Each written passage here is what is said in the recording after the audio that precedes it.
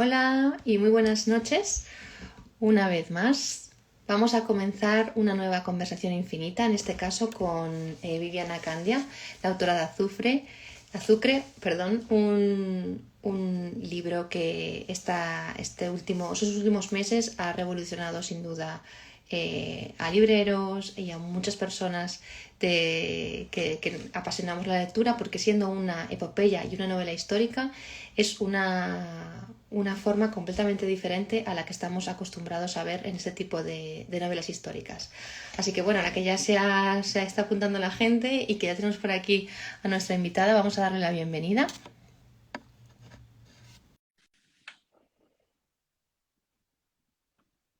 A ver, que siempre tarda un poquito esto. Hola Hola, Viviana, hola, ¿qué tal? ¿qué tal? Encantada de conocerte, porque al final hemos hablado por mensajes en Instagram, pero no habíamos tenido esta conversación ya directa, así que vamos aquí y nos conocemos en directo también. Bueno, perfecto, así le damos a todo más verosimilitud. No, encantada de conocerte. Total. Muchas gracias por invitarme. Y bueno, nada, y muchas gracias a todos los que veo por aquí más o menos que se están uniendo. Nada, yo encantada de que os intereséis en Azucre y de aclarar, no sé cuántas dudas hay o no hay acerca de la novela, pero yo feliz de estar con vosotros y contigo y hablar. Si dices bien con nosotros, porque aquí tenemos una comunidad que, Bueno, aunque pequeña, es súper fiel. Al final, esto empezó siendo conversaciones con escritores para ver cómo llevaban su proceso dentro de un club de escritura, en el que, ujú. bueno, aunque cada día somos más, sí que es verdad que hay como una comunidad ahí de 20 personas que están siempre pensando en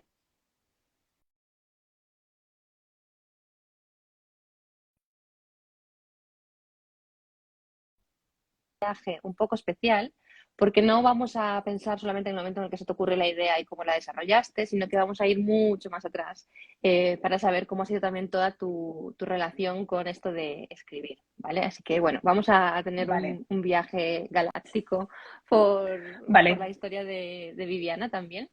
Y antes de perfecto. nada, quiero hacerte la pregunta que les hago a Ujú. todos los invitados e invitadas que pasan por aquí. Ay, ¿por qué Escribir, se ha parado? ¿sí? ¿No me veis? ¿Tú a mí me estás viendo, tú a mí me estás viendo todo el rato bien? Sí. O sea que igual Vale. soy yo. Se paró un pelín, no, pero perdón, repite la pregunta, venga, vamos. Nada, no te preocupes. De todas maneras, los que nos están viendo sabrán si el problema lo estoy teniendo yo con mi conexión o Vale, tal vez tú. Así que vale, avisadnos con lo que sea y vamos vale, hablando, por no pasa favor, nada. sí. Te decía, Viviana, en este momento, para ti, ¿qué es escribir?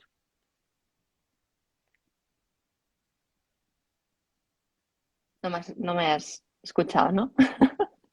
No, no te he oído, No, jo, qué rabia. no pasa nada. Vamos a intentarlo. A la tercera va la vencida. No pasa nada. Aquí Vale, persistimos. ¿Qué es para ti ahora mismo vale, escribir? vale. Pues es sencilla, es la pregunta así para empezar, es una cosa muy sencilla, ya veo. Eh, a ver, yo creo, para mí escribir es ante todo, significa la libertad, es el espacio de libertad. La libertad absoluta, además. No solamente porque en este momento es verdad que haber publicado y que Azucre funcione me da la oportunidad de, bueno, pues de elegir qué quiero hacer ahora con mucha autonomía, sino además porque ya desde un punto de vista más íntimo, digamos, el hecho de escritura, cuando me siento a escribir, es cuando yo siento la absoluta libertad, pues cuando siento que puedo hacer lo que me dé la gana. Que después, en el medio de, digamos, alrededor del mundo de la escritura, hay muchos condicionantes que te pueden, digamos, constreñir un poco más, pero lo que es el momento en el que tú te sientas a escribir, esa sensación de libertad, de ser capaz de hacerlo todo y de no depender de nadie, para mí es realmente lo que me hace querer volver siempre al mismo punto. Ujú. Y es lo que para mí es adictivo dentro de pues eso, del mundo de la literatura. Para mí es esa sensación de ser la dueña absoluta de lo que estoy haciendo, esa sensación es maravillosa, para mí es maravillosa y es lo fundamental y es lo que me hace volver siempre. Qué bien. La que tiene problemas soy yo, así que Ah, igual voy a vale. intentar moverme No, en ahora cinco estás perfecta. segundos. ¿Ahora Ahora bien? estás perfecta. Sí, sí, ahora estás Vale, pues perfecta. a ver si se mantiene. Si no, me cambio del lugar rápidamente y lo hacemos, porque Vale. estoy viendo que la que tiene los problemas de conexión soy yo, así que disculpa, Viviana. Nada, sin problema. Bueno, hablando de esa libertad, que por cierto, felicidades, porque es un lugar al que llegar Muchas gracias. es verdad que estoy viendo que da problemas. Espera, que yo me muevo, me llevo mis Vale, bártulos a otra parte vale. y ya, y continuamos. Nada, Perdona, ¿eh? sin problema. No, Son no te preocupes. cosas del directo. Esta es la magia del directo. Sí, total. A ver, a ver si así más o menos aquí funciona mejor. ¿Vale? Ujú. Vale. Bueno, te decía que eso, que enhorabuena, porque al final esto sabemos que generalmente, y además en tu caso que tienes publicados antes varios poemarios, que esto es un Ujú. camino, no es un camino corto ni fácil ni No, sencillo, ¿verdad? Entonces, no. felicidades doblemente. Vamos a ver cómo ha sido el transcurso hasta aquí. Y a mí, que soy una persona que siente, cuando mira hacia atrás, que siempre ha estado ahí el escribir, me Ujú. gustaría preguntarte, Viviana, ¿cómo era la Viviana de chica que estaba en A Coruña? ¿Cómo fueron esos primeros momentos en los que descubres las palabras como algo más que una herramienta para comunicarte y pedir eh, para ser funcional? Simplemente, ¿en qué momento descubres es algo más? Pues es que en realidad yo nunca fui consciente de empezar porque yo siempre tuve la sensación de que las palabras estaban conmigo. O sea, yo nunca tuve una sensación de decir, uy, acabo de descubrir, no sé, los libros o los cuentos. O yo siempre tuve desde muy pequeña, pero muy, muy pequeña, la fijación por los libros, por las letras y por contar. Además, muchísimo por contar. De hecho, una de las anécdotas que siempre se contaba de cuando yo era pequeña, yo tenía unas cintas de cassette donde se contaban cuentos Uh -huh. para niños y entonces me las ponía y las escuchaba y me las aprendía de memoria. Las escuchaba tantas veces que me las aprendía de memoria y después en el colegio yo los contaba como si fueran historias mías. Y entonces se los contaba a los otros niños y las recitaba enteras. O sea, yo tenía el ansia no solamente de escribir, porque además, pues eso, ahí tengo poemas escritos, pues a lo mejor de cuando tenía 7 u 8 años. Madre mía. Sí, porque además en el colegio, bueno, si tú eres gallega, tú también lo sabrás, o sea, enseguida nos ponen a leer a Rosalía, que Rosalía es maravillosa, cuando se celebra el Día de las Letras Galegas, etcétera. Y a mí me había fascinado totalmente y yo tengo unos primeros poemas escritos muy pequeña en galego, pues es una especie de imitación de esos poemas así un poco con las redundancias de la cantiga, etcétera. O sea, quiero decirte, y además hacerlo pues como un juego sin darle demasiada importancia tampoco. O sea, yo lo hacía porque me hacía gracia, pues eso, contar las historias de los cuentos y que todos los niños estuvieran fascinados escuchándome o por ejemplo, pues eso, escribir cuentos para luego hacer una obra de teatro en el colegio. Ese tipo de cosas yo siempre las hice. Uh -huh. Sí es verdad que después ya cuando me tuve que plantear que quería estudiar, yo lo único que quería hacer, ese fue uno de los grandes problemas para mí, pero yo lo único que quería hacer era leer. O sea, a mí no me interesaba nada en la vida más que leer y no había ninguna carrera en realidad que a mí me hiciese me diese lo que yo quería. Yo solamente quería leer e intentar escribir. Pero es verdad que yo ahí todavía no lo veía, o sea, todavía lo veía como algo lejanísimo y los Uh escritores -huh. como gente casi tocada por el dedo de Dios, o sea, una cosa muy, muy lejana, muy, muy apartada de mí. Primero estuve un par de años en Derecho, no me gustaba absolutamente nada, y después me cambié a Filología, que tampoco la terminé. Por eso siempre cuando me dicen, he estudiado filología, pero yo no soy filóloga, siempre lo digo, yo no soy filóloga, porque además tampoco, cuando tú tienes digamos, una querencia de este tipo por la literatura, la filología tampoco te sacia. O sea, porque la filología, digamos, justamente es muy académica y yo por lo menos lo que estaba buscando era un modo más orgánico de relacionarme con la literatura. Y entonces, pues no me saciaba, por ejemplo, tener que leer solo pues, literatura española, por ejemplo. Yo en aquel Uh -huh. momento estaba leyendo a los rusos completamente descubriendo la literatura rusa en mis veintipocos y estaba absolutamente fascinada por la literatura rusa. Entonces, bueno, había muchas cosas ahí que yo no conseguía encajar, pero también es verdad que hubo cosas muy buenas dentro de haber estudiado el tiempo que estudié filología. Por ejemplo, pude ir un par de veces a los cursos de verano del Escorial cuando se hacían y cuando iban los autores allí, donde se hablaba justamente acerca de la escritura ya desde un punto de vista autoral, ¿no? Y ahí tuve contacto, pues bueno, con ciertos autores que venían a darte pues una masterclass, y entonces vino Bryce Echenique, estuvo Sabina, Benedetti, o sea, Almudena Madre mía, Grandes, sí, Jesús. Luis García Montero, o sea, y ahí sí fue el momento en que dije, wow, yo quiero ser como ellos. Yo quiero, esto es lo que yo quiero. Aquí es donde realmente está lo que yo buscaba. O sea, ahí fue en el momento que empecé a pensar, no sé cómo se hace, pero yo quiero llegar ahí. Yo quiero llegar aquí. Pero ojo que no son cualquier referente, no es quiero escribir o quiero ser escritor, sino estamos hablando de auténticos, no sé, personas de la historia de la literatura. Inalcanzable, sí, gente inalcanzable, totalmente. Es más, yo me apunté al primer curso que fui, yo fui porque estaba Ángel González, el poeta. Yo quería ver a Ángel González. Yo iba solamente por él y luego me encontré con todos los demás, pero en realidad yo iba porque yo a él lo tenía completamente idolatrado. Para mí, bueno, y sigue siendo uno de mis poetas favoritos, sin duda.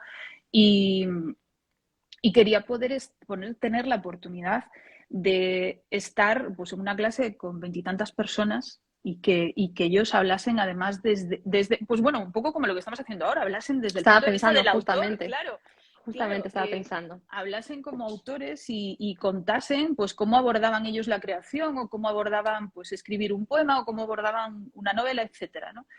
Eh, yo ahí fue donde realmente ahí me cambió la perspectiva y empecé a ver que a lo mejor no estaba tan lejos, o por lo menos que no era inalcanzable. No tanto que no estaba tan lejos, porque lejos estaba, de hecho, pues mira el tiempo que nos ha llevado, pero sí, Pero pero bueno, has sí llegado. que era alcanzable, O sea, empecé a verlo como algo que, bueno, si yo me lo propongo y si trabajo mucho, esto se puede llegar, se puede llegar. Y en ese sentido sí fue un cambio de perspectiva muy importante. Realmente ahí fue donde empecé a pensar seriamente que, que en realidad era la única meta que me daba ganas de alcanzar. O sea, es que después todas las metas que te puedes poner en tu vida, pues que bueno, yo entiendo que obviamente pues todos queremos pues acabar una titulación o conseguir un trabajo, etcétera, tal, ¿no? Para mí era lo único que realmente me motivaba y estaba dispuesta a asumir ese reto con todos con todos los obstáculos que pudiese tener por el camino, pero era el único reto que realmente quería abordar. Después, de todas maneras, bueno, las circunstancias se complicaron porque las vidas son así, entonces dejé de estudiar, empecé a trabajar en la universidad, saqué la oposición para poder estudiar, para ser funcionaria, estuve trabajando en la universidad. Que ¿Aquí eso seguías en también, Coruña? sí, seguía en Coruña, estuve trabajando en la Universidad de La Coruña como secretaria, como personal de administración. Y bueno, eso está muy bien también porque porque te da autonomía, te da dinero y te da una forma pues eso, te da autonomía, sobre todo autonomía. Y después, y entonces, cuando ya estaba empezando a pensar bueno, que a ver, qué iba a hacer, que ya tenía un trabajo, pero que yo en realidad lo que quería era, lo que tenía era todo el rato la sensación de yo no debería estar aquí. Ya. Y eso es muy contraproducente porque dices, ostras, yo tengo un trabajo estupendo, y a mí me pagan bien, y yo todo el rato tenía una desazón de yo no debería estar aquí, yo debería estar haciendo otras cosas, yo siento que debería estar en otro lugar y que debería buscar mi camino en otro lugar. Entonces, en ese momento, mi pareja, que también he tenido la grandísima fortuna de que sea una persona que le parecía buena idea todo esto que yo te estoy contando, me llamó un día y resulta que llegó una oferta, a él le llegó una oferta para para irse a Berlín a trabajar, Ujú. una buena oferta para ir a Berlín. Y entonces me dijo, bueno, ¿qué te parece? Nos vamos a Berlín y tú empiezas a escribir. Y fue como, Joa. dije, venga, vale, lo hacemos. Es- Me parece teniendo tan cercano el San Valentín, me parece la mejor declaración de amor que se le puede hacer a una persona Es fantástica. como tú o como yo, ¿no? Sí, totalmente, totalmente. Y bueno, me dio mucho vértigo también, tengo que decirte, porque Ujú, no era trivial, o sea, me dio mucho vértigo porque además, bueno, nos fuimos a Berlín en 2011 y volvimos en octubre del año pasado, o sea, y bueno, fue todo muy gradual, sobre todo da mucho vértigo empezar, porque yo empecé, llegamos, tenía mi apartamento vacío y el primer día me senté en mi apartamento vacío con mi ordenador y fue como, bueno, ¿y ahora qué? A empezar. o sea, que no Y tenías ideas rondándote desde hacía tiempo. sí tenía ideas, había comenzado ya, yo empecé a escribir el primer libro de relatos que yo publiqué, que se llama El pie de Kafka, yo lo empecé a escribir Ujú, en mi mesa de la universidad, en mi ujú. despacho. Pero que eso es una cosa muy kafkiana, por otra parte, pero sí, yo ya traía ideas, pero sí es verdad que tú siempre, sobre todo, estás muy condicionada por la vida que tienes alrededor, por la carga mental que tienes de llevar un trabajo, etcétera, pero de repente cuando te enfrentas contigo misma, en plan, bueno, a ver, esto es lo que he querido hacer siempre y ahora lo tengo delante, hombre, es un poco como asomarse al abismo, pero después, bueno, en realidad te das cuenta de que, sobre todo cuando llevas tanto tiempo esperando, en el fondo no es más que retomar lo que tú sabías que estaba dentro de ti al final. Ujú. Porque yo creo que, sobre todo, esta especie necesidad de escribir y de leer es algo que tú tienes hay un cierto convencimiento dentro de ti de qué es lo que tienes que hacer, yo creo. Y al final, eh, esa voz con trabajo, con esfuerzo, con tal, suele tener razón. Sí. A mí cuando hablas me recuerda a que yo tengo una relación un poco amor-odio con esa latencia, ¿no? Del escribir, ¿no? Porque es como cada vez que he dicho en mi vida, vale, pues me voy a poner a escribir y me he acabado haciendo tanto daño por el proceso en sí, ¿no? Probablemente inmadurez, por no tener las herramientas para afrontar lo que eso significa, que he acabado tan quemada diciendo, yo nunca más escribo, yo nunca más lo intento. Pero claro, lo intentas olvidar, lo dejas ahí como al fondo de tu vida y dices, no, voy a tener una vida más tranquila en la que esto no sea necesario, porque al final es lo que tú dices, ¿no? Tienes tu trabajo, tienes tu vida social, tu vida Sí. familiar y dices, pero ¿para qué me meto yo en este jardín de tener que estar pensando y retándome día a día? Porque al final cuando tú escribes se trata de un reto constante para ti mismo, ¿no? Para tus emociones, para tus pensamientos, para volcarlo, comunicarlo de la mejor forma posible. Y digo, ¿para qué yo necesito esas cosas? Pero al final siempre acaba volviendo. No sabes cómo, pero eso que intentas alejar y decir, voy a vivir sin esto, porque si otra gente vive sin esto, yo también puedo vivir, acaba volviendo, se te pone enfrente y te dice, chica, es que tienes Es que que hacerme sí. caso, ¿no? De hecho, mira, yo soy muy pragmática, yo en general soy súper pragmática y no me gusta darle misticismo a esto de la escritura, ni de la literatura, ni nada, pero sí es verdad que creo que hay ciertas profesiones que tienen algo como pues la llamada, o sea, sentir la llamada, y que es algo parecido a la fe, sobre todo cuando tú estás tan al principio, o sea, que realmente tienes un convencimiento que no sabes de dónde sale, porque yo sinceramente no sabía de dónde salía, era una auténtica locura. Yo soy Claro, consciente de que yo vista desde fuera estaba como una cabra. O sea, la gente, claro, no no, es creo. cierto, porque te dicen, mira, pero ¿cómo vas a dejar este trabajo y te vas a ir a Berlín y te vas a ir a escribir? ¿A escribir qué? O sea, escríbelo aquí, o, ¿entiendes? Pero no, yo creo que es, cada uno, yo creo que sobre todo la escritura, como otras disciplinas artísticas, en cierto modo es una búsqueda. Y tú tienes que encontrar el camino. Y cada uno lo encuentra de diferentes maneras. Y a veces te tienes que ir lejos para darte cuenta de que luego tienes que escribir una novela que es lo más gallego que has escrito en tu vida. O sea, pero esas vueltas hay que darlas para conseguir, digamos, encauzarte. Del mismo modo que yo también me he quemado muchas veces tratando de escribir lo que todavía no estaba preparada para escribir, por ejemplo. Es más, yo la primera novela que intenté escribir en mi vida, la intenté escribir con 20 y poquísimos años, era una idea magnífica, porque sigo pensando que es una idea magnífica, y yo no era capaz de escribirla.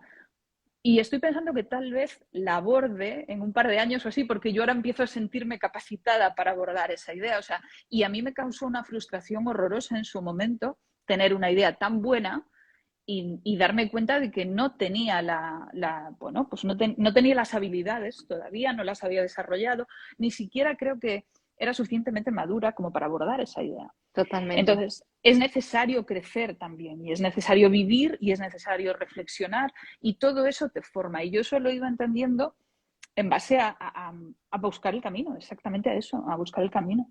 Ujú.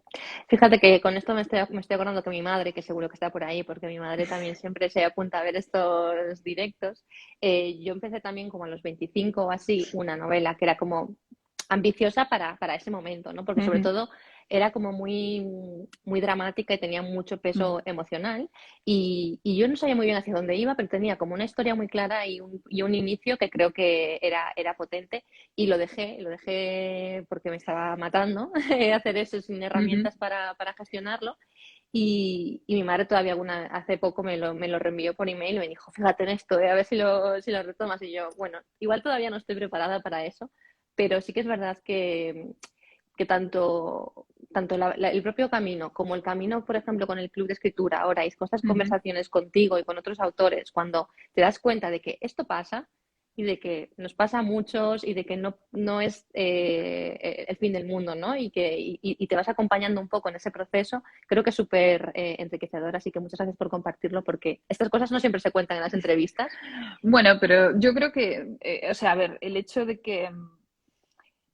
es como cuando mandas un manuscrito y te dicen que no, ¿no? El hecho de que te digan que no solo significa que estás en el camino. Entonces, al fin y al cabo, pues ya está, no es nada personal. O sea, y que tú tengas una búsqueda de que quieres escribir una novela y no consigues, eso le ha pasado a todo el mundo. O sea, todos los autores se han enfrentado con eso, todos los autores, incluso a los que más admiramos, incluso Borges, incluso Vargas Llosa, todos se han frustrado, todos Ujú. han pasado por su búsqueda personal. Entonces, en realidad, a ver, yo tampoco es cuestión de sacar miserias, pero No, no, no. simplemente es parte de la búsqueda. Entonces, Ujú. evidentemente queda bien porque ya lo cuentas desde este lado. Y entonces, claro, pero bueno, eso lo único que demuestra es que es una cuestión de insistencia de trabajo, de disciplina, etcétera. Todo eso combinado en proporciones precisas, al final Ujú. acaba dando resultado. Y estábamos contigo en Berlín con Sí. esa declaración de amor y por su parte y de intenciones por la tuya, de venga, Uh-huh. voy a escribir ese primer día en tu apartamento vacío, abriendo el ordenador y con eso. ¿Cómo avanzas hasta ese primer libro de relatos, esa parte de la poesía? Pues Qué piezas se van uniendo ahí? lo primero que me salió en realidad fue yo tenía por un lado unos relatos que se llaman El pie de Kafka, unos cuantos, que había Ujú. empezado a escribir cuando estaba en la universidad, los volví a leer y me di cuenta de que estaban bien, de que no me disgustaban, de que estaban bien, de que podía seguir por esa línea y hacer unos cuantos más. Y por otra, empecé a escribir unos poemas pues bueno, que eran un poco también fruto del cambio, de la situación, del deslumbramiento de la ciudad, porque además, claro, yo había vivido toda mi vida en Coruña y de repente me fui a vivir a Berlín, o sea, entonces, bueno, era todo, pues bueno, esa situación un poco de emoción y era un poco un cuaderno de viaje, ¿no? Entonces, Ujú. escribí ese primer libro de poesía, fue lo que primero estuvo terminado, lo envié a la editorial Torremozas y fue un proceso que duró aproximadamente pues como un año entre que lo hice, lo envié tal cual, me contestaron que sí. Y cuando me dijeron que sí, fue como, vale, bien, ya tenemos el primer escalón, estupendo, vamos. O sea, esto, o sea, eso fue para mí realmente fue súper importante. Subir ese primer escalón fue, Ujú. no porque significase mucho, porque publicar un poemario después no te cambia la vida, o sea, a la mayor parte de las veces no te cambia la vida, o sea, de hecho mucha gente cuando publica perdón, cuando publica su primer libro, uno bajones más grandes es darse cuenta que un mes después no ha pasado nada, no ha cambiado nada. Y eso la mayor parte de las veces es un bajón horroroso, porque tú piensas que tu vida va a cambiar después de publicar el primer libro y tu vida no cambia.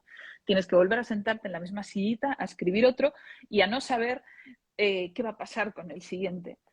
Pero para mí fue muy importante para reafirmarme. Sí, fue muy importante. Pasar un comité editorial para mí fue muy importante. Y nada, y después se publicaron los relatos y después otro libro de poesía y luego empecé a colaborar en medios y luego vino el Instituto Cervantes de Berlín, que fueron también muy generosos y me puse allí también a coordinar un poco lo que llamaban los cafés literarios, que era como un club de lectura y a veces hacíamos alguna conferencia, hablábamos acerca de obras y tal. Y bueno, fue todo muy gradual en realidad hasta ahora, hasta que llegamos aquí, que bueno, que este es el momento, digamos, más dulce, porque finalmente, pues bueno, se proyecta el trabajo previo con una obra que es el producto de todo este trabajo anterior, ¿no?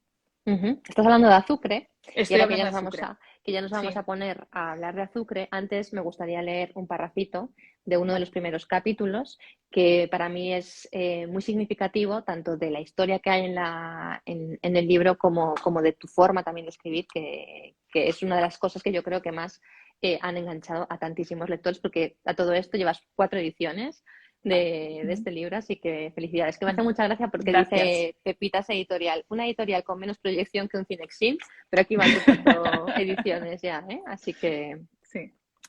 Pues el extracto es este. ¿Dónde es Cuba? Lejos. Lejos es un lugar como es un lugar fuera. Los de lejos son de más allá que los de fuera. De fuera son los castellanos y los portugueses. Luego están los de lejos. Esos son de una zona después del mar, de donde aún poca gente vuelve, donde no hay nada más.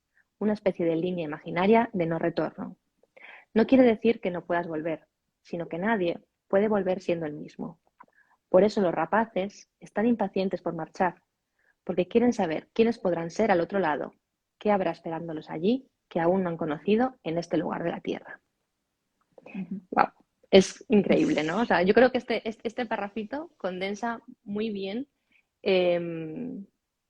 tu forma durante el libro. Aquí todavía no hay la angustia que va a ir creciendo a lo largo de toda la novela, pero sí que creo que habla mucho de muchas de las cosas que te vas encontrando a lo largo del libro. Pero como vamos a ir desgranándolo poquito a poco, primero de todo, ¿en qué momento se te ocurre la idea de hacer esta epopeya? Pues, a ver, yo tengo una amiga que se llama Inma, que un día me habla acerca de la historia de los gallegos esclavos. Y me dice, tú tienes que conocer esta historia, porque y yo, ¿pero qué estás diciendo? Yo, súper escéptica, o sea. Y me manda el primer hilo documental del que tirar, que era por un lado la página de genealogia.org, que está citada al final del libro, y un documental de Radio Televisión Española, o sea, hasta este punto era mainstream, que hay un documental en Radio Televisión Española. Entonces yo me pongo a verlo, me indigno muchísimo porque yo no tenía ni idea de todo esto y además porque no conozco a nadie que lo sepa más que ella, o sea, es decir, es un tema que tampoco lo sabía. Es un tema que no está oculto, porque no está oculto, pero es un tema que no sabíamos. Y es más, cuando te pones a investigar, coges un ordenador, te pones a investigar y empiezas a sacarte pues artículos académicos y tal, actas de cortes donde se trata el tema, o sea, una cantidad de información impresionante, porque es más, yo al principio pensé, bueno, esto será una anécdota llevada más, o esto será una leyenda, o serán 50 personas que tuvieron mala suerte, pero no, luego te encuentras que eran 1700, bueno, una locura. Entonces yo al principio pensé, bueno, yo escribo un artículo sobre esto, escribo un artículo en John Down, lo cuento y ya está, porque yo tenía, o sea, no te puedes imaginar la indignación y cómo me puse con esta historia, que estuve 15 días, pero completamente metida y diciendo, pero esto es imposible, y leyendo más artículos y documentándome y diciendo, pero esto no puede ser, llevándome las manos a la cabeza.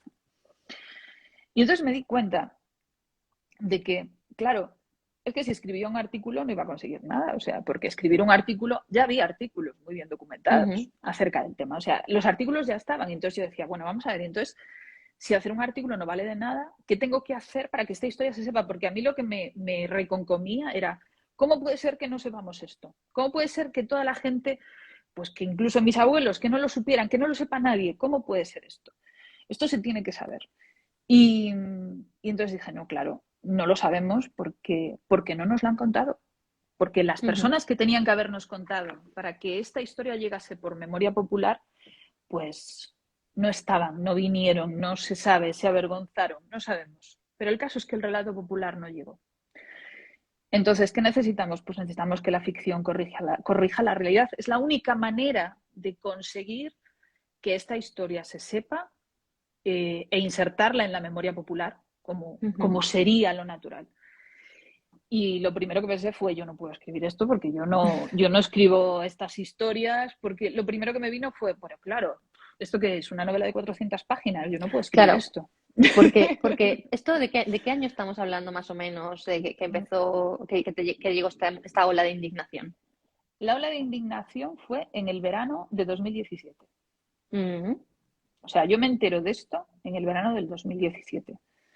Y en el otoño de 2017, o sea, no, otoño, septiembre, por ahí, esto fue, yo me entero en agosto, estoy varias semanas inmersa completamente en todo esto, rodeada de documentos antiguos, buceando en archivos digitales, etcétera. Y en otoño, en septiembre, por ahí, pienso, bueno, pues voy a tener que escribirlo, pues no me va a quedar otra, lo voy a tener que hacer yo. Si nadie lo hace, lo voy a tener que hacer yo. Pero realmente en ese momento no tenía ni idea de cómo la iba a escribir, o sea, porque dije, a ver cómo hago para poder escribirla yo, porque yo no soy una escritora de, pues eso, de 400 páginas, yo no, es más, ni soy ese tipo de escritora, ni busco ser ese tipo de escritora. Entonces, Claro. a ver, ¿qué tengo que hacer para que esta historia yo la consiga contar? Para que Claro, se porque adapte a mí. porque el resultado es una novela histórica súper atípica, Sí, en estructura, en en forma, y todo. al final yo lo que más me gusta es encontrar cosas que me sorprendan, ¿no? Y desde Uh-huh. luego con Azucre lo has conseguido, porque has conseguido hacer una novela histórica con documentación, con ese proceso, pero también un poco romper los esquemas de esa parte, de ese subgénero que está como a veces muy, eso, por lo que tú dices, ¿no? Lo primero que se te viene a la cabeza es el tocho de 400 Sí. páginas, etcétera, con los libros súper descriptivos, o sea, con los capítulos súper descriptivos Mm. y todo eso. Y sin embargo, tú, ¿cómo llegas a decir, lo voy a hacer, pero o sea, lo voy a hacer de una manera completamente diferente? Porque para eso hay que tener mucho valor, ¿eh? Bueno, gracias. Sí, pero sí, fue una apuesta bastante kamikaze. Yo soy consciente de que era una apuesta. No, no, soy consciente de que sí lo era, pero también es verdad que dije, bueno, ¿qué es lo peor que puede pasar? Que no me la publiquen. Bueno, ¿y qué? O sea, realmente no tenía mucho que perder, o sea, y sin embargo, tenía, o sea, esta historia realmente me obsesionó y me tocó mucho personalmente. Y, Uh-huh. me, y sentí realmente el impulso de que la tenía que escribir. Esto es un poco como lo que decíamos antes, cuando sientes el impulso. Yo dije, no, esta historia no puedo, porque además no podía quitármela de la cabeza. O sea, realmente yo decidí escribirla porque no conseguía parar de pensar en ella. Uh-huh. Porque estaba literalmente obsesionada con ello y no paraba de leer y no paraba de tal. Y dije, no, tengo que encontrar la fórmula para que yo la pueda escribir, pero no sé cuál va a ser. Entonces, lo primero que me pasé, pues yo lo que he descubierto en para no frustrarme cuando tengo una historia y no sé abordarla, una de las lecciones, grandes lecciones que he aprendido al final, eh, tú tienes que aprender tu propio método, ¿no? De Uh-huh. cómo trabajar, de cómo escribir. Y para mí, yo paso muchísimo tiempo pensando antes de escribir, mucho, pero escandalosamente mucho. Uh-huh. Eh, entonces, yo empecé a pensar la novela y a documentarme para la novela en octubre de 2017 y yo luego la escribí entre eh, finales de julio y mediados de octubre de 2019. Yo la escribí en un tiempo muy corto, en realidad, Totalmente. o sea, en 3 meses y pico. Pero cuando llegué a ese punto yo ya tenía la novela tan, o sea, ya existía, en mi cabeza en realidad ya existía. Yo ya me la sabía prácticamente, el 80% me sabía todo. Y el resto ya te lo iba dando la propia narración, en cuanto llegabas ahí ya te lo iba dando. Entonces, bueno, yo lo que hice fue escribir, en cierto modo, una novela histórica a la contra, ¿no? Entonces, vale, no quiero hacer 400 páginas, no voy a hacer grandes descripciones, va a ser una novela puramente de personajes. Me hice una lista de todo lo que tenía que hacer o de todo lo que no tenía que hacer. Los datos históricos que haya van a ser únicamente los imprescindibles, o los que los personajes puedan conocer, porque claro, estamos hablando de que ellos eran la voz que iba a contar la historia. Entonces, yo tenía que ceñirme a la voz y al punto de vista de los rapaces. No podía salirme de ahí. Y entonces, bueno, en base a eso, después la estructura era muy sencilla porque evidentemente es el viaje, o sea, era un viaje, llegar del punto A al punto B con 3 actos, digamos, que son Galicia, el barco y Cuba. Entonces esa parte era súper sencilla y la clave era la voz narrativa, que fue realmente lo que más me costó hacer, lo que más me costó llegar. Lo más complicado de esta novela es la voz narrativa, tomadas todas estas decisiones antes, ¿no? Y yo quería que fuese, por un lado, que no sonase a pastiche del 19, que eso era también complicado. que sonase muy oral, que la narración sonase oral, porque yo quería que, en cierto modo, reproducir ese relato que no teníamos, ¿no? Entonces, tenía que sonar muy oral, tenía que sonar no antigua, pero sí a una voz que viene a contarnos, que viene desde, pues bueno, que viaja en el tiempo, viaja en generaciones a contarnos, pero al mismo tiempo que no sonase excesivamente antigua porque bueno, yo pensaba, vale, yo quiero que los lectores del siglo XXI no se asusten con una cosa muy arcaica o con algo muy tal, que esté ahí dando la sensación, pero no demasiado. Y al mismo tiempo, pues bueno, cómo reproduce, cómo funciona una memoria, la memoria pues viene en flashes, a veces se contradice mínimamente, las voces se mezclan perfectamente con las imágenes, las voces que suenan en tu cabeza. Yo quería justamente y que por otra parte el lector se sintiese apelado, porque eso era lo que a mí más me preocupaba. Esta historia es nuestra, digamos, es memoria y tienes que sentirla como tuya. O sea, estos personajes tienen que sentirse como que eran unos de nosotros, o sea, porque eran de los nuestros, o sea, porque eran gente de los nuestros, eran gente normal. Y yo quería hacer sentir eso a los lectores. Entonces, bueno, llegar a esa voz narrativa que aglutinase todo eso fue lo más complicado, fue lo más difícil de todo. Sí. Yo escribí las 30 primeras páginas y entonces fui haciendo la prueba con distintos narradores y siempre eran las mismas primeras páginas. O sea, que era como, digamos, como una maqueta para probar. Y entonces pues lo probaba en tercera y no me gustaba, lo probaba en primera y tampoco funcionaba en algunas partes, en otras no. Y ahí fue donde, y a base de probar, fue ahí donde me di cuenta de que, claro, no era cuestión de una voz narrativa, sino que había que utilizarlas todas a la vez y mezclarlas en proporciones precisas, y entonces de esa manera, pues digamos que era un narrador que entrase y saliese de la historia y tal. Y cuando di con la voz, entonces ya fue todo ya te digo, bueno, en tres meses se escribió, o sea, fue todo seguido. Esto de hacer la mini maqueta para probar, la verdad es que es la primera vez que nos lo cuentan así en estas conversaciones. Me parece un planazo, porque la verdad es que te ayuda mucho a entender eso, ¿no? O sea, al final a veces tomas decisiones, pero las decisiones no tienen por qué ser ni estar escritas en piedra, ni sobre todo Claro. cerrarte una decisión que no sabes si funciona. Y a veces ocurre eso, ¿no? Que es como que nos encerramos tanto en la idea mística que le damos a, pues es que lo quiero escribir todo en primera persona y que todo salga así, y al final es que se hace muy complejo. Depende de qué quieras contar y depende cómo lo quieras contar, estarte 200 páginas en una primera persona, ¿no? O sea que eso me parece muy buena idea para hacer la prueba. No, es muy práctico además. Y hay una cosa, a mí personalmente me abruma mucho, por eso también me abruma mucho el tener un borrador enorme que sé que lo tengo que corregir todo de base. O sea, a mí eso me parece terrible. Total. Reescribir un borrador de 200 páginas es una locura, porque además pierdes completamente la perspectiva, pierdes la visión. Entonces, si una vez que tú te has parado, has pasado el tiempo suficiente tomando todas las decisiones de lo que quieres que haya en la novela, resulta mucho más controlable una fracción más pequeña. Y luego a partir de ahí, después, en cuanto te das cuenta de que funciona, luego ya puedes tirar para adelante y es más controlable, más manejable. Hablabas antes de las voces de los rapaces, pero Sí. ¿cómo creas esos rapaces? Porque no sé explicar el tipo de emociones que surgen, pero, por ejemplo, José el Comido, o sea, es que, ¿cómo llega a tu cabeza es un personaje como este? Pues es muy curioso porque José el Comido, la historia de José el Comido y su hermano fue una de las primeras que tuve clarísimas desde muy, muy, muy, muy al principio. Sí, es verdad. Y yo tampoco sé muy bien de dónde vino, pero vino y la vi súper clara cuando todavía no tenía ni la mitad de la novela pensada.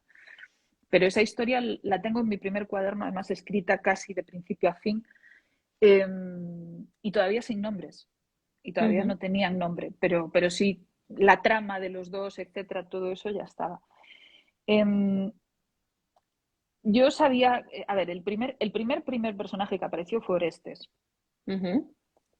Y en principio yo sabía que tenía que tener como mínimo 5 o 6 justamente para dar la sensación de grupo, Sí. aunque hubiese 2 que tuviesen más protagonismo que otros, porque en realidad es la relación de Orestes y Rañeta, digamos, el eje sobre el que fluctúan todos los demás, pero yo quería justamente que hubiese sensación de grupo. En ese sentido, claro, eso complicaba bastante el tema de la narración, porque los nombres complican bastante el tema. Entonces, en eso lo de los motes juega muy bien, juega muy a favor, porque los motes son mucho más distintivos de lo que es un nombre. Si todos se llamaran Pedro, Juan y Manolo, hubiera sido muchísimo más difícil escribir. Y lo que trataba es que, por un lado, una de las prioridades de esta novela era humanizarlos a ellos. Tenía que ser una novela de personajes, mucho más que de historia, aunque la historia tenía que estar presente, pero tenía que ser una novela de personajes.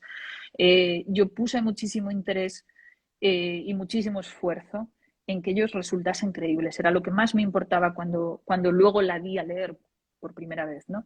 Que incluso gente que no fuese gallega, porque evidentemente yo soy consciente que tienen un pozo muy gallego, que consiguiese entenderlos, consiguiese sentirlos como reales, incluso aunque no conociese la realidad de la Galicia de aquel momento. Y en eso, pues bueno, hay por un lado, bueno, pues evidentemente pues mucha imaginación, lógicamente, y mucha fabulación, y también hay literatura, y también hay, bueno, pues la memoria de mis propios abuelos que te contaban las historias de la aldea, etcétera. Y es un poco la mezcla de todo eso, de memoria, de imaginación, de literatura y de eso, y del interés por hacerlos lo más reales posibles, por no apenas fijarme en las grandes emociones, sino en pues eso, en las pequeñas rencillas, en las pequeñas historias que nos hacen reales también a nosotros. A mí me interesaba, yo no sé si tú leíste Memorias de un neno labrego, porque nos lo daban Claro. en el colegio, para quien no sea gallego, Memorias de un niño campesino, de Xoseneira Vilas. Yo recuerdo la sensación cuando yo leí, yo creo que fue la primera novela que leí en mi vida, y yo vengo de una familia de aldea, pero yo nací en la ciudad, entonces mi experiencia no es como la de ese niño, pero recuerdo leer esa novela cuando era Totalmente. pequeña y tener la sensación, yo a este niño lo conozco. Yo a Balbino lo conocí, al protagonista de la novela, porque era un niño como yo. Y yo pensaba, yo quiero que los lectores tengan la misma sensación con estos personajes que yo tuve cuando conocí a Balbino, cuando conocí el personaje de Neira Vilas, que era un niño como yo. Pues yo quería que ellos sintiesen que eran unos jóvenes como hemos sido nosotros o como somos nosotros, ¿no? Gente que al final las personas no hemos cambiado tanto, que lo que buscamos en la vida son cosas muy sencillas. O sea, lo que queremos es pues que nos quieran, estar con nuestra familia, ganarnos el pan, que nadie nos moleste, no tener problemas, enamorarnos, no sé, lo Total. normal. O sea, al final no cambia tanto la vida del siglo XIX al XXI. Mm. ¿Y cómo los creas? ¿Cómo los has creado? ¿Has hecho como sus biografías y te has metido en tu mente la idea de todo lo que les había pasado antes o después? ¿O tienes flashes que vas introduciendo directamente en en la novela?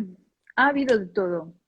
Ha habido de todo. Por ejemplo, eso, El comido y su hermano, sí, los creé inmediatamente y los vi muy claros y me supe toda su historia instantáneamente. Por ejemplo, pues, bueno, pues Tras del Río o... Sí, Tras del Río, por ejemplo, o El Tísico, van más, digamos, al compás de los demás, ¿no? Van un poco acompañando. Pero yo creo que todos ellos al final, de una manera o de otra, o sea, Orestes, por ejemplo, apareció inmediatamente Ujú. o sea, fue el primer personaje que apareció inmediatamente, incluso antes de tener nombre.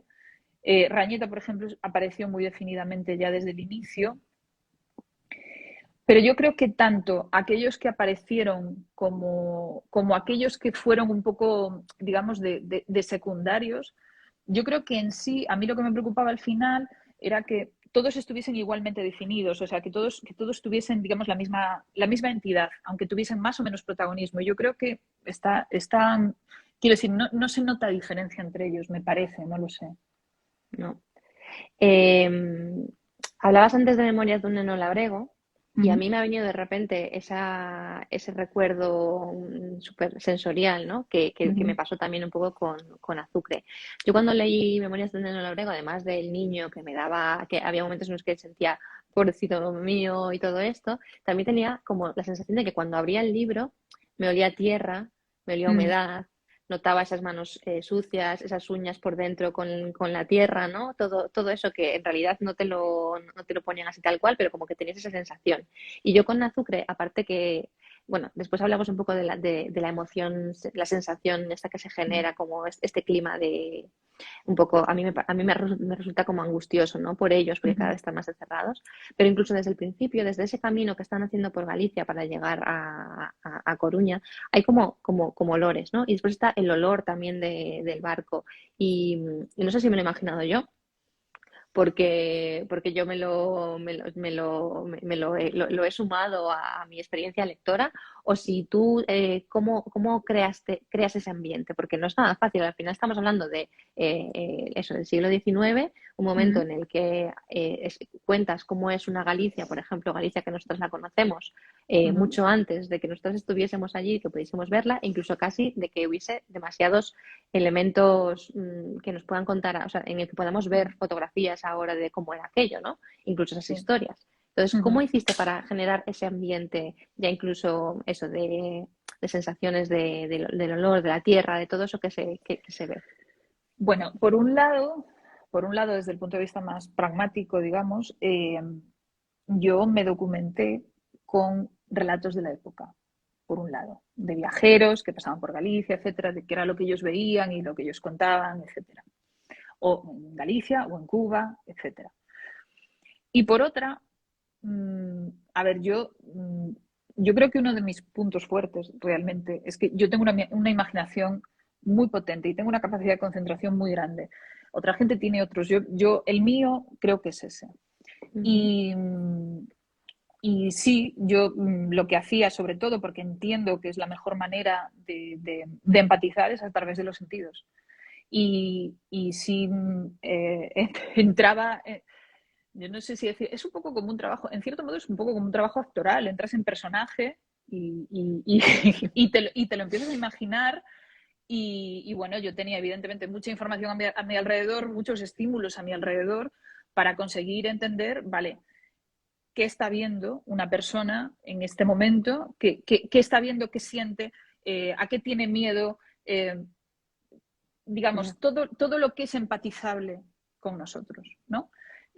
Cómo siente, qué es lo que se imagina. Por ejemplo, una cosa muy curiosa que comentaba el otro día, además, es que cuando los personajes hablan, claro, yo tenía que buscar metáforas que ellos pudieran utilizar entre las cosas que ellos conocían. No me valía mi memoria, porque Total. entonces yo decía, bueno, si esta persona ve, por ejemplo, un plátano, ¿cómo describe un plátano una persona que nunca ha visto un plátano? ¿No? Y cómo cuenta qué es un plátano y con qué lo compara. Y entonces, bueno, esa es una cuestión, pues eso, es una cuestión de concentración, de pensar, de imaginación y de ponerse en el papel de otro. O sea, de ponerse, eso, yo no tengo que actuar porque no soy actriz, pero sí tenía que ponerme en personaje de pensar cómo tenían que pensar ellos y cómo tenían que ver las cosas ellos. Ujú. Y ya yendo a la historia en sí, es una historia muy dura Ujú. porque es real y además en el relato se viven momentos que, como llevo diciendo ya varias veces, o sea, es que vamos subiendo la curva Mm. de la crueldad, ¿no? O sea, porque empieza viendo cierta, o sea, ves cierta crueldad en la vida al principio, ¿no? Dices, jo, qué cruel Ujú. es la vida que esta gente tenga que estar pasando por estas cuestiones, ¿no? Entras en el barco y descubres, oye, qué crueles son estas personas Mm. que los tienen aquí bastante maltratados, incluso aunque se encuentren mal, el mareo, no sé qué. Y cuando llegas allí te das cuenta del sumum de la crueldad, ¿no? Que Mm. hay una frase que tengo subrayada, a ver si la encuentro ahora, que esta no la marqué, pero que cuando tú dices que no hay peor, no sé, no hay amo más cruel que el que fue esclavo o algo así, ¿no? Mm. La frase ahora no me acuerdo exactamente, pero que es como, para mí es el punto máximo de decir, Dios mío, es que es cruel, hasta la persona que ha sufrido crueldad se acaba Mm. convirtiendo en la más cruel, ¿no? Sí, bueno, es que desgraciadamente eso es un producto de la alienación que produce la esclavitud, y bueno, pasó en el Holocausto también, etcétera. O sea, digamos, el desensibilizarte. Ujú, Entonces, sí, eso es normal. A mí me gustaba mucho, una de las ideas que más me gustaban era, digamos, que eh, instintivamente pensamos que un lugar, digamos, que está bien iluminado no es amenazador, ¿no? Entonces, en cierto modo, Cuba tenía que ser un paraíso y Cuba se convierte en el infierno, mientras que ujú, Galicia, que teóricamente era un infierno porque lo era, además, y es oscura y es brumosa y tiene brujas y las meigas y etcétera, resulta que es la patria que se añora, es ujú, el lugar, digamos, amoroso. Y entonces a mí me gustaba mucho jugar con esa disonancia cognitiva, porque además creo realmente, o sea, tú llegas a un lugar, a una metrópoli maravillosa como era La Habana en aquel momento, y dices, bueno, nada, aquí nos vamos a hacer millonarios, esto va a ser maravilloso y vamos a volver, y no, y cada vez, y al contrario, habiendo tanta luz, al mismo tiempo es un lugar que está ujú. volviendo cada vez más tenebroso. Pero, Y sí, sí. sí, perdón, continúa. No, era eso, era lo que iba a decir. O sea, justamente la luz da esa sensación de que va a ser un lugar feliz y una maravilla, y es todo lo contrario. Ujú.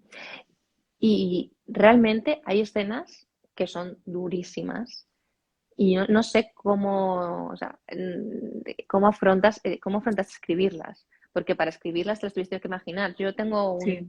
Yo soy bastante aprensiva y Ujú. reconozco que aquí, en este caso, como son cortas, me lo he leído entero. Hay veces que paso la página y digo, vale, este párrafo ya no sigo leyendo, me paso al siguiente para ver si ya ha pasado este tal. Pero no, la verdad es que yo no he escrito nunca algo así porque me resulta muy difícil o sea, tener que imaginarte tanto detalle de una cosa así para poder Mm. escribirlo. Entonces, ¿cómo afrontaste tú estas partes tan complicadas? Pues bueno, sí, poniéndome en el papel, y si te pones en el papel, son duras. O Ujú, sea, es que no hay otra manera de decirlo, es que lo son. Después ya cuando te metes en el texto, ya digamos que en cierto modo te separas, ¿no? O sea, cuando ya te metes a corregir el texto, te distancias porque ya estás corrigiendo un texto. Pero en el momento en que te pones en situación, es duro, sí, es duro. Es oscuro, no hay otra manera de decirlo. Es ujú, ponerte en una situación terrible, y imaginarte cómo contarías una situación terrible. Y entonces, evidentemente, además, en cierto modo, tú te estás colocando en el lugar del protagonista, en cierto modo no, te estás colocando en el lugar del protagonista, por tanto, tienes que visualizar qué está viendo, qué está sintiendo, de qué se acuerda, cómo... Y bueno, y sí, es oscuro. Es oscuro y es... Pero bueno, a ver, pero funciona y eso también da mucha Sí, sí. satisfacción. O sea, a Sí, ver, sí, sí, o sea, desde eh, luego merece la pena porque no sería lo mismo el libro y no conseguiría el mismo impacto el libro sin esas escenas, sin ninguna duda. Pero empatizo contigo en el momento de tener que estarlas escribiendo, sobre todo, como comentabas antes, que tú te lo imaginabas todo con muchísimo detalle, que te lo vivías mucho y realmente es doblemente admirable, ¿no? Que se dedique a escribir algo así, porque dices, joder, es que esta mujer no lo ha, o sea, no te ha dolido la espalda porque se te ha abierto, pero te lo has imaginado hasta el último tal y sí, seguro que has sentido hasta el sí. olor de la sangre para poder escribirlo como lo escribes. Sí, pero a ver, pero es que yo soy así habitualmente. Quiero decir, yo lo hice en este caso que es terrible, pero es que yo en la vida normal soy una persona, me sugestiono muy fácilmente. O sea, yo creo que además Ujú. también cuando tú te dedicas a esto, al final ejercitas tanto que ya te resulta relativamente sencillo hacerlo. Entonces, bueno, yo tenía una serie yo ya viví, cuando estaba, sobre todo cuando ya estaba escribiendo, tienes una sensación de concentración, de estar metida en la historia hasta un punto de que estás casi como bajo el agua, que estás atendiendo a las cosas que están ahí, pero en realidad estás metida en tu propia historia. Y, y de hecho, fíjate, cuando yo siempre escuchaba a los autores hablar de sus personajes, y por qué yo a este personaje lo quiero, porque no sé qué, porque no sé cuánto, y a mí me parecía un poquito de postureo, tengo que decirlo, la verdad, sinceramente, te lo prometo, yo decía, bueno, esto lo dicen porque queda muy bien decirlo, y ya está. Pero es verdad, yo les quiero muchísimo a ellos, a los personajes. Y cuando terminé de escribir, tuve una sensación de despedida real, de, ostras, los voy a dejar aquí. Y tenía una sensación como de duelo, de pena. Ujú. Me sentía, por un lado, muy satisfecha por haber terminado y muy aliviada por haber terminado, pero al mismo tiempo me daba mucha pena haberlos dejado y que saber que, en cierto modo, que no iba a verlos más o por lo menos que iba a tardar mucho tiempo en volver a verlos porque además había sido un viaje muy tremendo, ¿no? Total. Pero sí, o sea, de hecho, tuve una sensación, o sea, para mí son reales, para mí eran Ujú. reales. Para mí han sido reales también. Y yo creo que eso es fundamental para transmitirlo. O sea, yo realmente los he sentido reales todo el tiempo. Ujú. De hecho, esto que te estaba escuchando decirle, yo los quiero mucho y tengo que decir que yo también los he querido mientras lo estaba leyendo. Pues eso, Yo eso también, me da muchísima realmente eso es lo que más satisfacción me da, si quieres que te diga. claro que, o sea, les quieres y cuando se acaba el libro también te quedas con el corazón encogido diciendo, ¿y ahora qué? ¿Sabes? O sea, y Uh yo -huh. me vuelvo a mi vida y cierro el libro y me pongo en mi sofá a ver la tele y José el comido está aquí, el pobre y tal. Entonces sí que te entiendo. Y bueno, hablabas antes que habían sido 3 meses. Al principio me dijiste, nada, fueron 3 meses de escritura. Ahora me puedo imaginar, como decías tú, el viaje que fueron esos 3 meses, ¿no? Pero Intensos. fue fantástico, tengo que decirte. Yo disfruté muchísimo. Después hay muchas cosas. Eh, luego la escritura tiene cosas más complicadas, que es buscar cómo publicar, tal, no sé qué. Pero lo que fue eso, o sea, fue un viaje, fue difícil, fue complicado, fue tal, pero fue maravilloso. Fue lo mejor que he hecho. O sea, yo estoy súper satisfecha. O sea, lo volvería a repetir mañana. De hecho, en este momento yo estoy trabajando en la siguiente novela y lo que Ujú. echo de menos es esa sensación de estar bajo el agua, literalmente, y de estar solamente metida en lo que yo estoy haciendo en un universo que solo existe en mi cabeza. O sea, yo eso para mí es la sensación que ahora mismo echo más de menos. Pues oye, qué alegría que estés trabajando en la siguiente novela, porque eso significa que te podremos volver a disfrutar cuando sea, cuando tenga que ser, Sí, que eso lleva mucho, mucho tiempo. Y bueno, esto ya nos pregunta, porque te haré unas preguntas ahora, pero ya fuera de azúcar, porque está haciendo también esta parte, también estamos sintiéndola. Yo por lo menos me estoy metiendo mucho, estoy vale. rememorando el libro y sintiéndolo un montón, pero también quiero decir que he apreciado un montón la lírica que hay en tu forma de escribir. Y bueno, como de eso no vamos a hablar porque esto te sale o no te sale, lo tienes ahí o no lo tienes así, tienes esa forma de mirar el mundo o no la tienes, lo que vamos a hacer es leer una frase que para mí fue también brutal del libro que me encantó, y así si todos los que nos están viendo nos vean más adelante, pues que se enamoren también de Azukre y que se pongan a leerlo. Esta parte que dices, en la epidermis, la piel debajo de la piel, llevamos gotas de agua de orvallo. Es que a mí, que encima como yo soy gallega, el orvallo lo llevo muy dentro también lo llevo debajo de la piel, pues me pareció maravilloso. Y solamente es una pequeña pizca de la belleza que hay también en este libro, que es duro, es una historia dura, pero también es bellísima y tiene momentos y frases que son para siempre. Pues Bueno, nada, Viviana. me alegra mucho de que te guste, y además que te guste esa frase concretamente, porque aparte había una búsqueda consciente de la belleza, porque este libro ante todo tenía que ser un homenaje, y por eso yo quería que, aunque contase cosas terribles, fuese bello, para que el recuerdo que quedase de todos modos fuese un recuerdo amable y un recuerdo tierno de aquellos que nos precedieron. Pues felicidades porque está conseguido. Muchas gracias. Ya para terminar, un consejito para, que al final todo esto lo estamos haciendo para nuestras chicas del club, que nosotros nos ponemos aquí a hablar como si nadie estuviese viéndonos, pero al final están ahí esperando y ansiosas. Entonces, un consejo que les des a ellas y a mí en este momento en el que estamos, que nos encanta escribir, pero estamos más perdidas que perdidísimas. Pues mira, a ver, el primero y el único, bueno, no, hay más de uno, pero el más importante, hay que leer mucho, mucho, todo el tiempo. Y eso creo que lo hacéis, pero bueno, de todas maneras, nunca está de más decir que hay que leer mucho. Hay que pensar mucho. Hay que pensar qué tipo de autor quieres ser, qué es lo que quieres buscar, hacia dónde te quieres dirigir, porque esta industria es muy grande. Tenéis que pensar y podéis querer cosas distintas. Pensad qué autor queréis ser, qué queréis contar, qué queréis buscar, en qué queréis reflexionar o qué queréis causar en los lectores. O sea, eso es muy importante saberlo, porque luego si tú no tienes un plan, todo el mundo va a tener un plan para ti. Así que tenéis que tener un plan, tenéis que pensarlo. No tanto no subestiméis tampoco la capacidad de pensar, no solamente para eso, sino para la obra, cuando queráis escribir. Pasad mucho tiempo pensando, porque si no va a ser muy fácil que os frustréis. Sí. Y ya no digo nada más porque yo tampoco soy nadie para dar consejos, yo también estoy aprendiendo mucho y esto es todo lo que puedo decir hasta ahora. A lo mejor dentro de 3 o 4 años podemos hablar más. Pero, bueno, pues hablemos de nuevo entonces. Hablemos de nuevo. Pero nada más y que tiene momentos de frustración, pero en el fondo si sentís que vale la pena, entonces tenéis que seguir. Muy bien. Y como hablabas de esto de leer mucho, que la verdad es que yo soy más lectora que escritora, pero vamos, ¿sabes? Yo es que a veces no escribo porque me quita tiempo de leer y es como, entonces me quedo leyendo. Pero sí que te quería preguntar también un par de referentes. Alguien que nos digas, no os perdáis leer un libro de alguno de esos autores que para ti, o autoras que son importantes.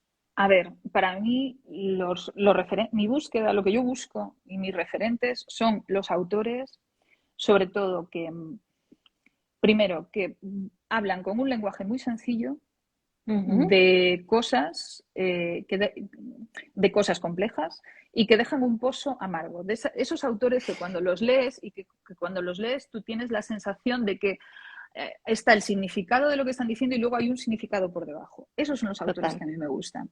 Entonces, por supuesto, yo soy una fan irredenta de Kafka, sin duda, de toda la vida, de siempre, es uno de mis lugares seguros a los que volver, de Agatha Christoph, de Gonzalo Tavares, que lo adoro, que es uno de los autores vivos que más me interesan en este momento, de Elfriede Jelinek, que también me gusta mucho, de Bashevis Singer, que... Nos estás alargando la lista de pendientes, ahora acaba de... Bueno, oye, a mí me habéis pedido, y bueno, y por supuesto, y desde luego que supongo que ya los tenéis, de Szymborska y de Ángel González. Y así, y ya me callo, ya no digo más, pero bueno, a mí me interesa la escritura desasosegante. Eso es lo que a mí me interesa. Esa escritura que es aparentemente sencilla, pero que en el fondo te deja un pozo amargo, un pozo incómodo, o que te haga mirar a tu alrededor de otra manera a partir del momento en que la lees. Esa es mi búsqueda, eso es lo que yo busco. Estoy de acuerdo, es el tipo de novela y el tipo de escritura que hace que, no sé, o sea, que no lees simplemente por entretenerte, sino lees por entender mejor o por comprender el mundo, o por sentirte incluso, yo lo digo muchas veces, que leo, porque cuando me dicen que porque leo tanto drama o cosas así, que pueden ser más complicadas, digo, tú sabes la suerte que sé que tengo todos los días, porque Claro. no me olvido de agarrarme a esta parte del mundo, que aunque sea ficción, como tú dices en tu biografía, ¿no? Que no hay nada que sea más el mejor camino para llegar a la verdad es a través de la ficción, pues, y además es verdad. Pues esta es la forma. Bueno, Viviana, 1000 millones de gracias por esta hora y 5 minutos que nos has regalado. Para todos, para todas, por favor, no dejéis de leer Azucre. Haced una primera lectura para disfrutarlo, sufriendo, pero disfrutando. Y una segunda lectura y tercera lectura ya para descubrir todos los matices que hay y muchas de las cosas que nos ha contado Viviana, que para aprender a escribir fijándonos en otros, desde luego, es una obra maestra. Así que muchas gracias, Viviana. Nada, gracias a vosotros. Muchísimas gracias por la lectura, por la conversación y por interesaros por los libros, por seguir aumentando la conversación en torno a la literatura, porque eso es lo que necesitamos, sea en cualquier medio. Así que nada, a mí me vais a tener siempre disponible, siempre que queráis, ¿vale? Pues 1 millón de gracias. Hasta la próxima. Venga, chao. Chao.